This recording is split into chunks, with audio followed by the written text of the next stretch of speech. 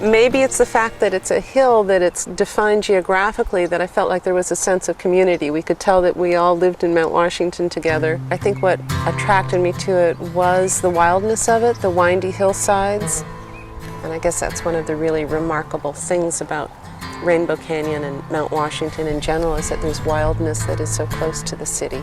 Rainbow Canyon belongs to the Santa Monica Mountains Conservancy, and it is one of the first projects that I worked on as someone that became active in Mount Washington.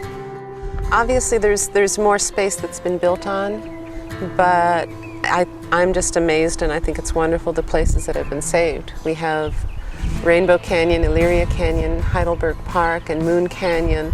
So those are safe now, and I feel really, really good about that.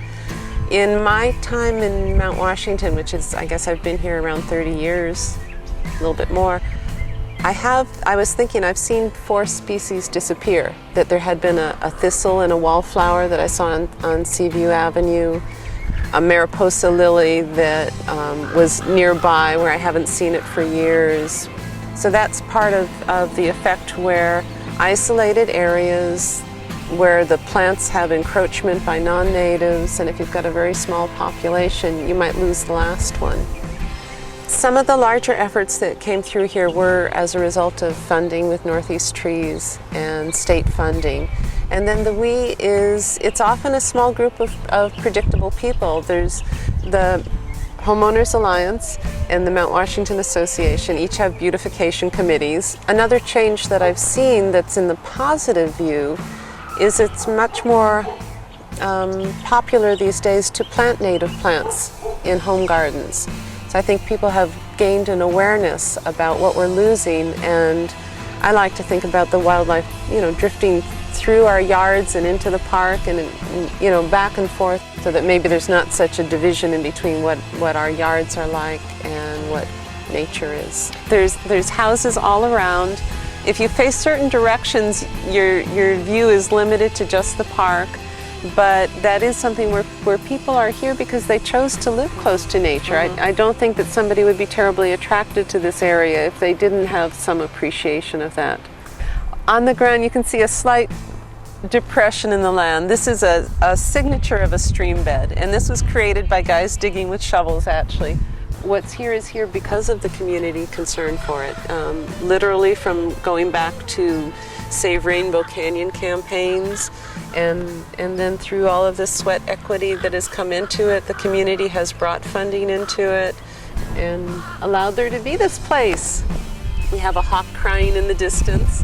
These are special things, and I think there's been enough people commenting that for children to understand about saving the environment, they have to have some appreciation, some direct experience of what it's like to be in a natural setting.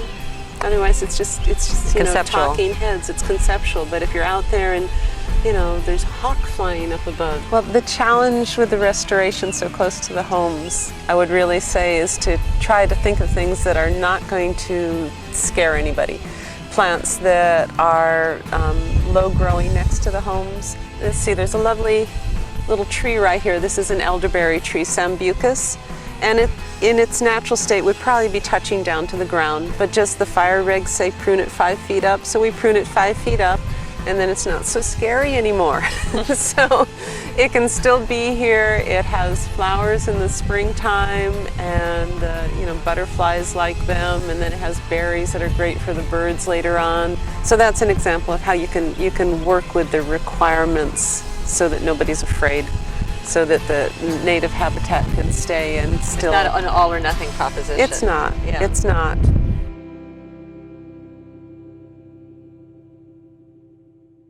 My brother had moved to this little place called Mount Washington, and he says, "Hey, why don't you guys look around here to buy a house? Where the heck is Mount Washington?" So we came here, and boy, we looked at, how can this be? It's like you're out in the woods somewhere, and the rural part of the downtown is right, stone's throw. So we loved it, and we did move up here, and we've been in this house for 31 years.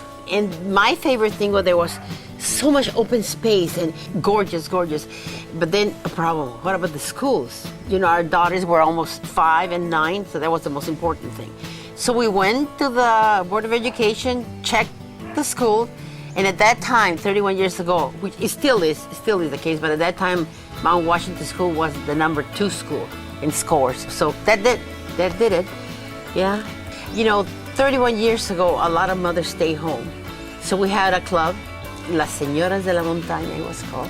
Las Señoras de la Montaña were a group of people started by Virginia Schultz, wonderful human being that really care about us taking care of the children in the school. We were also very involved in the school in projects, like for example, if we knew of an older person that needed some help, somebody would take them something to eat. She was really the person that started this organization. And then we decided we wanted to do a project, and we did a quilt. We had a quilt that is called the Mount Washington quilt that right now is in the Southwest Museum, part of the collection.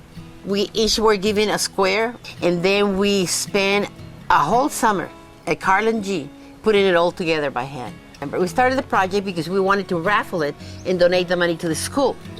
But when it happens, somebody that really knew about quilts saw it, and I said, you cannot raffle this quilt. This is history.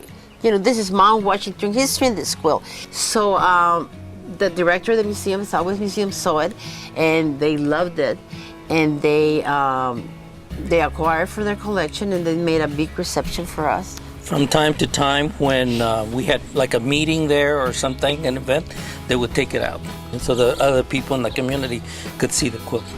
We wanted an event that would unite the community, and it did.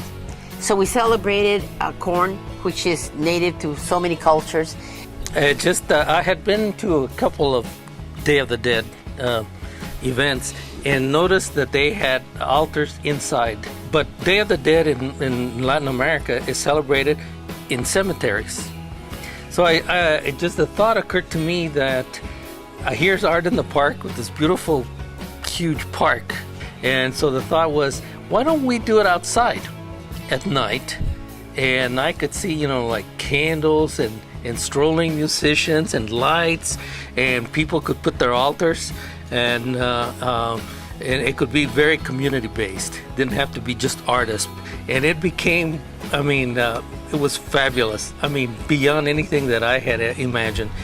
And I take my hat off to you guys that have continued on, doing all these great things for the community.